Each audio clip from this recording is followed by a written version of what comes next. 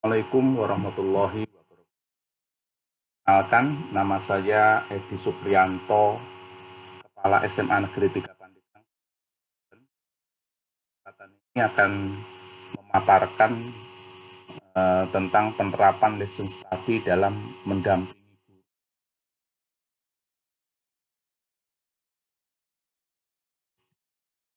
Landasan sosiologis dalam pembelajaran berdiferensiasi pada kurikulum fleksibel sebagai wujud merdeka belajar dikembangkan atas dasar karakteristik lingkungan sosial dan budaya peserta didik.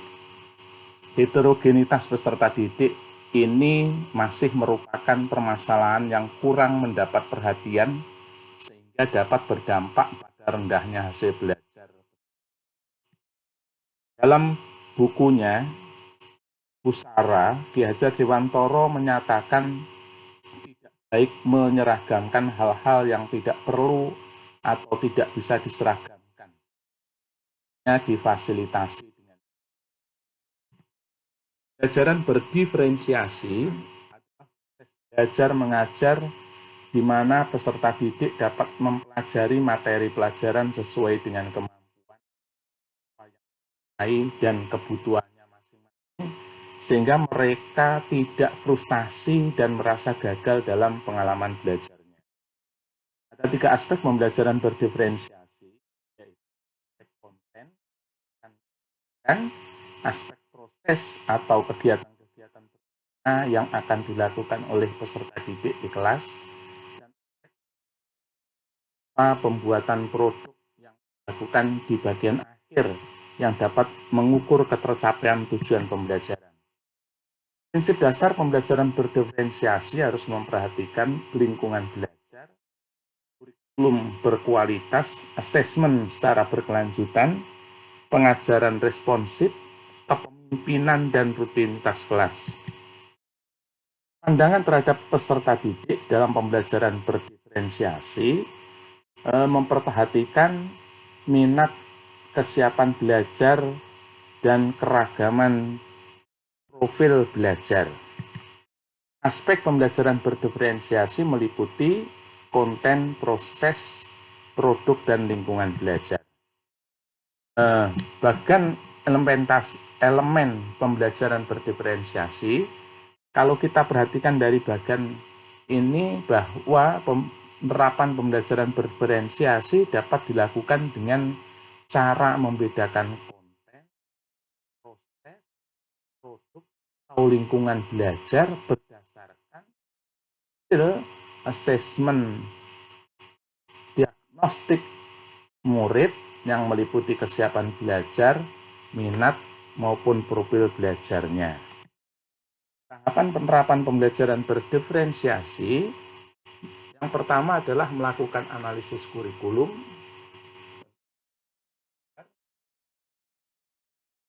konten atau apa cakupan materi yang akan diajarkan, asesmen diagnostik murid yang meliputi kesiapan, minat, maupun cara belajar yang itu nanti akan mempengaruhi proses belajar, yaitu bagaimana guru merancang pembelajaran dan mengelompokkan murid berdasarkan perbedaannya. Dari sini kemudian dilakukan asesmen produk. Yang terakhir dilakukan evaluasi, dari hasil evaluasi untuk kemudian dilakukan sebagai bahan kajian atau asesmen secara berkelanjutan dan penentuan proses pembelajaran berikutnya. Lalu bagaimana penerapan lesson study pada implementasi pembelajaran? Tahu bahwa lesson study adalah suatu model pembinaan profesi melalui pengkajian pembelajaran secara kolaboratif dan berkelanjutan berdasarkan prinsip dan mutual learning atau untuk membangun learning community atau komunitas belajar. Tahapan lesson study yang pertama adalah perencanaan, kemudian pelaksanaan dan refleksi.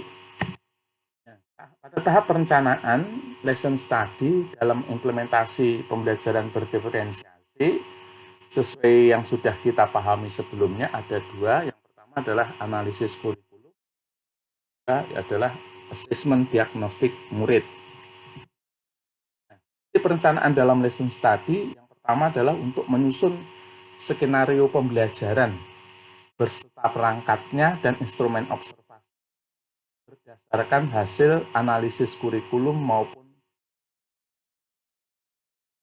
pengimbasan pengetahuan secara kolaboratif, kemudian penyusunan lesson plan yang dapat dipahami sesama guru, kemudian menyusun rencana kegiatan awal. Nah, kemudian bagaimana pelaksanaan dan observasi pembelajarannya. Pada saat pelaksanaan pembelajaran ditunjuk salah satu guru di guru model dan guru lain atau pakar sebagai observer.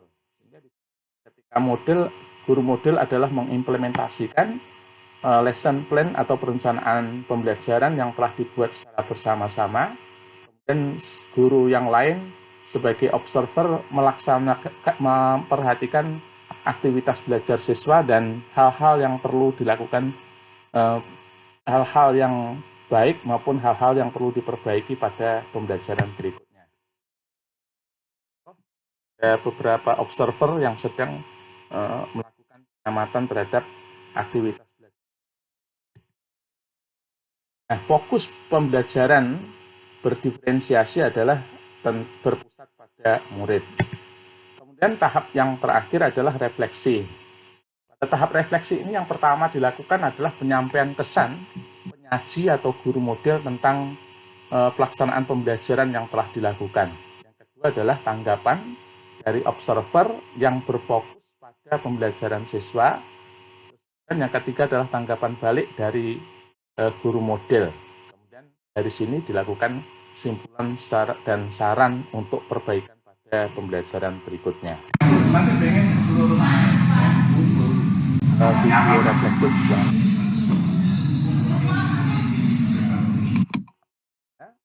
Mengapa lesson study perlu diimplementasikan? Yang pertama, lesson study merupakan suatu cara efektif yang dapat meningkatkan kualitas pembelajaran yang dilakukan guru dan siswa. Kenapa? Karena pengembangan lesson study dilakukan dan didasarkan pada hasil sharing pengetahuan profesional yang mempertimbangkan pada praktek dan hasil pembelajaran yang dilaksanakan guru. Penerapan dari lesson study adalah para siswa agar memiliki kualitas belajar. Dan kompetensi siswa dijadikan fokus dan titik perhatian utama dalam pembelajaran di kelas. Dan pengalaman real di kelas, lesson study mampu menjadi landasan bagi pengembangan pembelajaran, dan lesson study akan menempatkan peran para guru sebagai peneliti pembelajaran. Yang kedua adalah lesson study yang didesain dengan baik akan menghasilkan guru yang profesional dan inovatif. Mengapa? Karena dengan melaksanakan lesson study, para guru sebagai kolaborator secara kolaboratif menentukan kompetensi yang perlu dimiliki siswa dan meningkatkan pembelajaran yang bermakna, memperdalam pengetahuan, menentukan tujuan jangka panjang yang akan dicapai, merencanakan pembelajaran secara kolaboratif, mengkaji teliti proses pembelajaran, mengembangkan pengetahuan pembelajaran yang ada, dan melaksanakan refleksi terhadap pembelajaran yang dilaksanakan berdasarkan pandangan siswa dan kolega guru. Manfaat lesson study yang pertama adalah mengurangi keterasingan guru dari komunitasnya, membantu guru melakukan observasi dan mengkritisi pembelajarannya, memperdalam pemahaman guru tentang materi pelajaran, cakupan dan urutan materi. Bantu guru memfokuskan bantuannya pada seluruh aktivitas belajar siswa, menciptakan terjadinya pertukaran pengetahuan tentang pemahaman pada sesama guru. Dampak lesson study apa? Yang pertama, peningkatkan mutu guru dan mutu pembelajaran pada gilirannya berakibat pada peningkatan mutu siswa. Bermakna ide-ide pendidikan dan praktik pembelajarannya. Ya, guru mudah berkontribusi pada pakar. Yang keempat,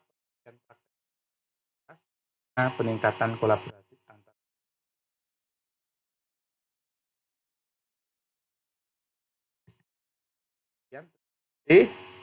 Assalamualaikum.